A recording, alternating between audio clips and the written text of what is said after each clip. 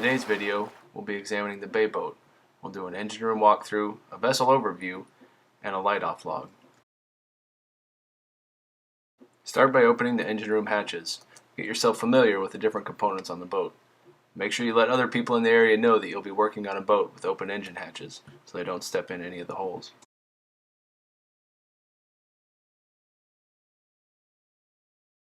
Begin by checking the engine oil. Remove the dipstick and make sure that the oil is in the operating range for the engine. When reinserting the dipstick, make sure it's in securely so nothing leaks out.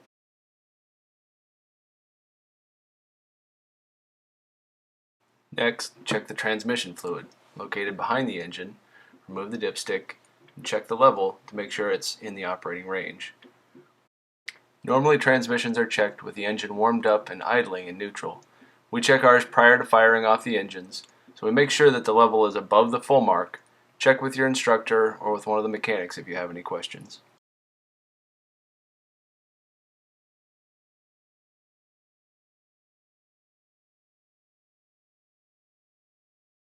To check the oil on the port engine, you'll have to enter the engine room on the port side of the engine. When climbing over, make sure you pay attention to where you're stepping and where you're placing your hands to avoid breaking or damaging anything sensitive. Next, you'll check the coolant on the boats. Look into the plastic overflow bottle, see if there's fluid inside. Then open the cap on the reservoir on the engine to check the level of the coolant. Remember to never open this if the engine has recently been run or if it's still warm to the touch.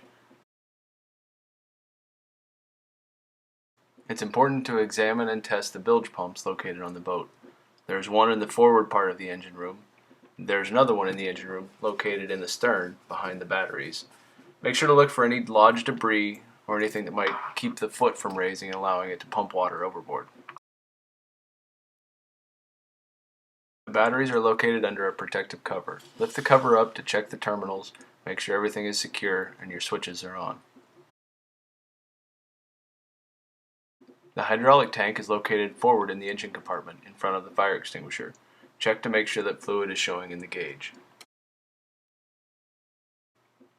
Open the stern lazarette to make sure it's not excessively full of water and that the bilge pump in the stern is also operational and functioning properly. Check your rudder posts and steering rams for any damage, leaking, or any cause for concern.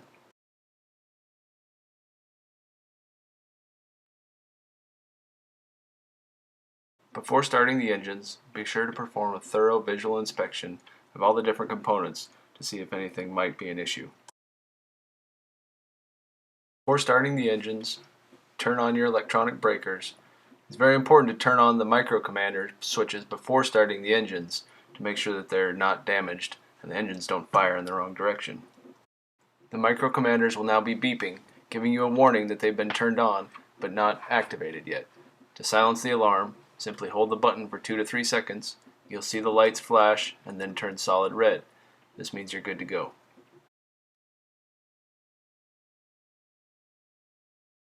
When starting a cold engine, make sure to use the preheater or the glow plugs. Turn the ignition switch to the glow plug setting. Hold it for 5 to 10 seconds depending on how cold the engine is before starting up the engine. Only start one engine at a time and perform the same procedure on the second engine, using the glow plugs to warm up the engine before turning it all the way over and firing it up. The engine alarm will continue to go off for a few seconds until the oil pressure gauge has gone up. To idle the engines up in neutral, push the controls forward while holding in on the button at the base of the controller. You'll see the lights flash a slow, steady blink. This means you're in neutral and you can advance the throttles to help warm the engine up. Usually about 900 to 1000 RPMs is a good range for warming up the boat.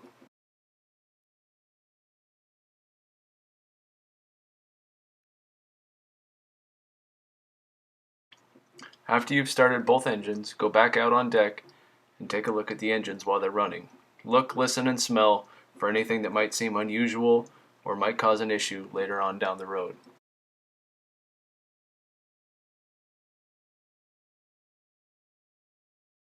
While the engine is warming up, you can start checking your electronics.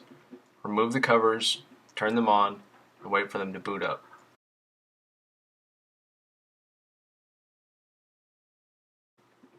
Make sure your radios are turned on and the volume is adjusted so that you can hear other people calling you. Perform a radio check if necessary to check the volumes.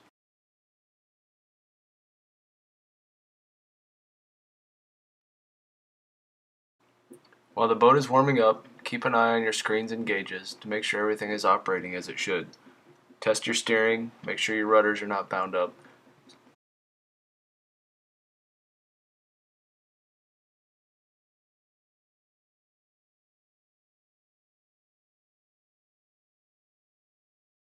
Make sure you turn on your GPS, navigation, radar, and AIS functions to verify that they're functioning properly before you depart from the dock.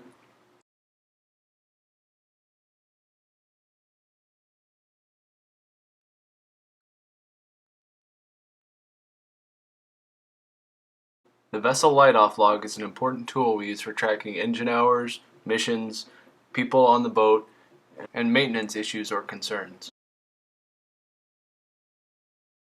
Make sure to be thorough and detailed when filling out the log. Print legibly, as there's going to be many other people reading these logs. Now that you've already done your engine room checks, you can fill out the section of the log that asks for the fluid levels. Circle satisfactory, and make sure to write down in the comments if you notice anything that could be an issue.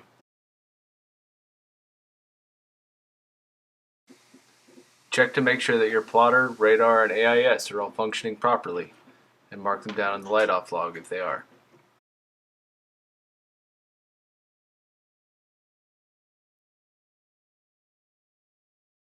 Check the rest of the electronics on the light-off sheet, including the lights in the cabin, make sure that they work. Then turn on all of your exterior lights, your navigation lights, your anchor light, your towing lights, your bow and stern floodlights. Make sure that they're all functioning as well. If you're by yourself, you'll have to turn on your spotlight, go outside, and make sure that they're all working. Our stern floodlights are on, and as we walk around the side of the cabin, we'll see that our starboard running light is on, as well as our forward floodlights and our spotlight. Up top, you'll see the forward mast headlight and the anchor light located at the very top of the mast. The port navigation light is the red side light on the port side of the boat. Make sure that this light is on as well. If it's daylight and they're hard to see, you may need to put your hands over them, cup them to block out the light to make sure that they're still working. When you're finished with your checks and inspections, make sure that all the hatches are closed and secured so they don't become a tripping hazard. Now you can finish filling out the check-off portion of the light-off with all of the electronics and lighting. When filling out the mission portion of the light-off, make sure to circle the appropriate mission, as well as put a description of what your tactics are going to be for the day.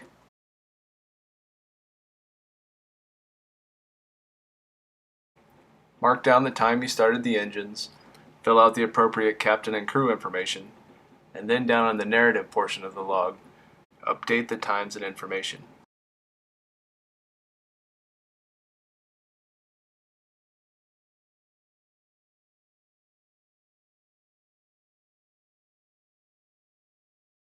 After you've finished with your inspections, make sure to turn off any lights that you don't need, such as your spotlight, your deck lights, and your anchor light.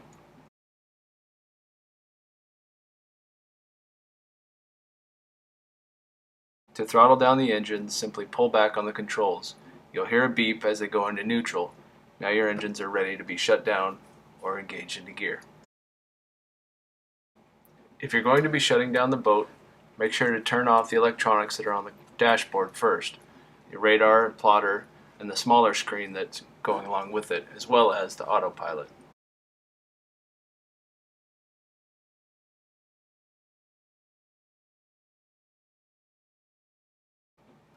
To shut the engines down, once they're in neutral, hold down on the stop button until the engine dies, then you can turn the key to the off position. Do one engine at a time, then perform the same operation on the other engine.